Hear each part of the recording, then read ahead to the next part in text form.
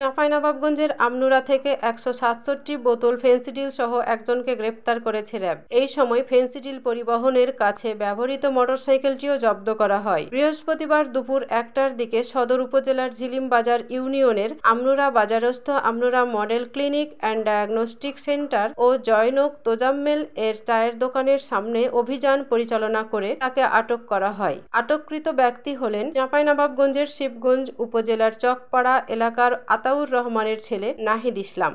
র্যাবের প্রেস বিজ্ঞপ্তি থেকে জানা যায়, গোয়েন্দা তথ্যের ভিত্তিতে র্যাব জানতে পারে উক্ত সময় ঝিলিম বাজার এলাকা দিয়ে মাদকের একটি চালান পরিবহন করা হবে। তার পরিপ্রেক্ষিতে ঝিলিম বাজার ইউনিয়নে তল্লাশি অভিযান পরিচালনা করে। এক পর্যায়ে ধৃত মাদক ব্যবসায়ীর মোটরসাইকেলের গতিরোধ করে তল্লাশি চালানো হয়। এই সময় তার মোটরসাইকেলের বিভিন্ন অংশের ভেতর বিশেষ কায়দায় রক্ষিত অবস্থায় ১৬১ বোতল ফেন্সিডিল উদ্ধার করা হয়। প্রেস বিজ্ঞপ্তি থেকে আরও জানা যায়, আটককৃত আসামি একজন পেশাদার মাদক ব্যবসায়ী। সে দীর্ঘদিন ধরে লোকচক্ষুর অন্তরালে চাঁপাইনবাবগঞ্জ জেলার সীমান্তবর্তী এলাকা থেকে মাদকদ্রব্য সংগ্রহ করে চাঁপাইনবাবগঞ্জ সহ দেশের বিভিন্ন এলাকায় সরবরাহ করত।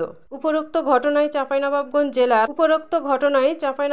জেলার সদর থানায় একটি নিয়মিত মামলা রুজু করা হয়েছে। Desk report, Chapai journal, Chapainawabganj.